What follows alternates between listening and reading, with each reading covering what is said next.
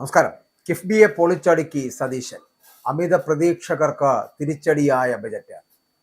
പുതുയുഗ കേരളം സൃഷ്ടിക്കുമെന്ന പ്രഖ്യാപനത്തോടെ 2026-27 പുതുക്കിയ സംസ്ഥാന ബജറ്റ് അവതരണം ആരംഭിച്ച് മുഖ്യമന്ത്രി വി.ഡി. സതീശൻ മുന്നോട്ട് വച്ചത് കിഫ്ബിയെ അടക്കം പൊളിച്ചടുക്കിക്കൊണ്ടുള്ള ഒരു ബജറ്റ്. പക്ഷേ പ്രതീക്ഷിച്ചവർക്കൊന്നും ലഭിച്ചതുമില്ല. ധനവകുപ്പിന്റെ ചുമതല കൂടി വഹിക്കുന്ന മുഖ്യമന്ത്രി അവതരിപ്പിക്കുന്ന 2026-2027 സാമ്പത്തിക വർഷത്തെ പുതുക്കിയ സംസ്ഥാന ബജറ്റ് മുൻ സർക്കാർ സമ്പൂർണ്ണ ബജറ്റ് പാസാക്കിയിരുന്നതിനാലാണ് യു.ഡി.എഫ് സർക്കാർ ഇപ്പോൾ ഒരു പുതുക്കിയ ബജറ്റ് സഭയിൽ സമർപ്പിച്ചത് തന്നെ. കേരള ചരിത്രത്തിൽ മുഖ്യമന്ത്രി പദത്തിൽ നിന്ന് ബജറ്റ് അവതരിപ്പിക്കുന്ന അപൂർവം നേതാക്കളുടെ പട്ടികയിലേക്ക് ഇതോടെ വി.ഡി. സതീശനും എത്തിച്ചേർന്നിരിക്കുന്നു. ആർ ശങ്കർ, ഉമ്മൻചാണ്ടി എന്നിവരാണ് ഇതിനു മുമ്പ് മുഖ്യമന്ത്രി ആയിരിക്കെ ബജറ്റ് അവതരിപ്പിച്ചിട്ടുള്ളത്. സംസ്ഥാനത്തിന്റെ ധനസ്ഥിതി വ്യക്തമാക്കുന്ന ധവളപത്രം പുറത്തുവിട്ട് 2 ആഴ്ചയ്ക്കുള്ളിലാണ് ഈ ബജറ്റ് അവതരണം എന്ന പ്രത്യേകത കൂടി ഇതിനുണ്ടായിരുന്നു.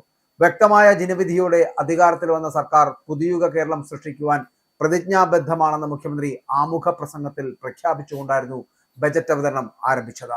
സദ്ഭരണം സഹാനുഭൂതിയും എന്ന പ്രമേയത്തിൽ ഊന്നിയാണ് ബജറ്റ് തയ്യാറാക്കിയിരിക്കുന്നത്. അടിസ്ഥാന സൗകര്യ വികസനവും ക്ഷേമ പ്രവർത്തനങ്ങളും ഒരുമിച്ച് മുന്നോട്ട് കൊണ്ടുപോവുക എന്ന യു.ഡി.എഫിന്റെ പ്രഖ്യാപിത നയം യാഥാർത്ഥ്യമാക്കാനാണ് ബജറ്റിലൂടെ ലക്ഷ്യമിടുന്നത്. കിഫ്ബി പുനഃസംഘടന, അധിക വിഭവ സമാഹരണം, നികുതി ചോർച്ച തടയൽ, കുടിശ്ശിക പിരിച്ചെടുക്കൽ, ചെലവ് ചുരുക്കുവൽ എന്നിവയ്ക്ക് ബജറ്റിൽ മുൻഗണന നൽകുന്നു. കേരളം വലിയ സാമ്പത്തിക പ്രതിസന്ധി നേരിടുന്ന കാലഘട്ടമാണിത് എന്ന് ചൂണ്ടിക്കാട്ടിക്കൊണ്ടായിരുന്നു മുഖ്യമന്ത്രിയുടെ ബജറ്റ് അവതരണം. കേന്ദ്രവിഹിതത്തിൽ 20,500 കോടി രൂപയുടെ കുറവുണ്ടായതും വരാനിരിക്കുന്ന ശമ്പള പരിഷ്കരണവും സംസ്ഥാനത്തിന്റെ കടബാധ്യത വർദ്ധിപ്പിക്കുമെന്ന് മുഖ്യമന്ത്രി വ്യക്തമാക്കി. അപ്പോൾ ഈ പ്രതിസന്ധികൾക്കിടയിലും KSRTCയിലെ സൗജന്യ യാത്ര അടക്കമുള്ള ഇന്ദിരാ ഗ്യാരണ്ടികൾ ഇതിനോടകം സർക്കാർ നടപ്പാക്കി കഴിഞ്ഞു. അംഗനവാടി ജീവനക്കാരുടെ ഓണറേറിയവും വർദ്ധിപ്പിച്ചു. വിദേശത്തേക്ക് തൊഴിൽ തേടി പോകുന്ന യുവാക്കളെ സംസ്ഥാനത്ത് തന്നെ നിലനിർത്തുവാനും അവരുടെ കഴിവുകൾ ഇവിടെ പ്രയോജനപ്പെടുത്തുവാനുമുള്ള വിപുലമായ പദ്ധതികൾ കൊണ്ടുവരുമെന്നും മുഖ്യമന്ത്രി ഉറപ്പു നൽകി. ഇങ്ങനെ ബജറ്റിലെ ഏറ്റവും പ്രധാനപ്പെട്ട പ്രഖ്യാപനങ്ങളിൽ ഒന്ന് എന്ന് പറയുന്നത് കേരളത്തിലെ മാരിടൈം സമ്പദ് വ്യവസ്ഥയെ ലക്ഷ്യമിട്ടുള്ളതായിരുന്നു. കേരളത്തിന്റെ തീരദേശം, അതുപോലെ തന്നെ തുറമുഖങ്ങൾ, മറ്റ് ജലസ്രോതസ്സുകൾ എന്നിവയെ സംയോജിപ്പിച്ചുകൊണ്ട് മിഷൻ സമുദ്ര എന്ന ബൃഹത് പദ്ധതി മുഖ്യമന്ത്രി പ്രഖ്യാപിച്ചു. റോഡ്, സമുദ്രം, ഉൾനാടൻ ജലപാതകൾ എന്നിവയെ കോർത്തിണക്കിയുള്ള വികസനമാണ് ഇതിലൂടെ ലക്ഷ്യമിടുന്നത്. ഈ പദ്ധതിക്കായി 400 കോടി രൂപ വകയിരുത്തി. കേരളത്തെ ഒരു പോർട്ട് സിറ്റിയാക്കി മാറ്റുമെന്നും വിഴിഞ്ഞത്ത് കപ്പൽ നിർമ്മാണ കേന്ദ്രം സ്ഥാപിക്കുമെന്നും അദ്ദേഹം പറഞ്ഞു.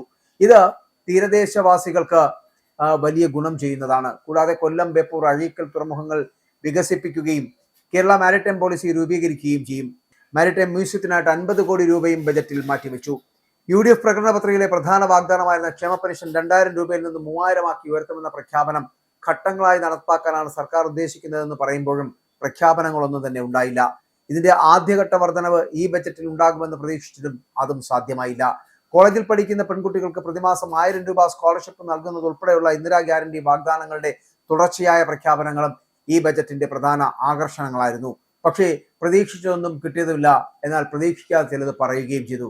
ഇത് മാത്രമാണോ ഈ സതീശനിൽ നിന്ന് ജനം പ്രതീക്ഷിക്കുന്നതെന്ന് ഇന്നും ചിന്തിക്കേണ്ടിയിരിക്കുന്നു. ബജറ്റിനെ അനുകൂലിച്ചും പ്രതികൂലിച്ചുമൊക്കെ ജനങ്ങൾ സംസാരിച്ചു തുടങ്ങിയിരിക്കുന്നു. എന്തായാലും കിഫ്ബിയെ പൊളിച്ചടുക്കിക്കൊണ്ട് സതീശൻ ബജറ്റ് അവതരിപ്പിക്കുമ്പോൾ അമിത പ്രതീക്ഷകൾ ഉണ്ടായിരുന്ന സർക്കാർ ജീവനക്കാർ അടക്കമുള്ളവർക്ക് നിരാശയാണ് ബജറ്റ് സമ്മാനിച്ചത്.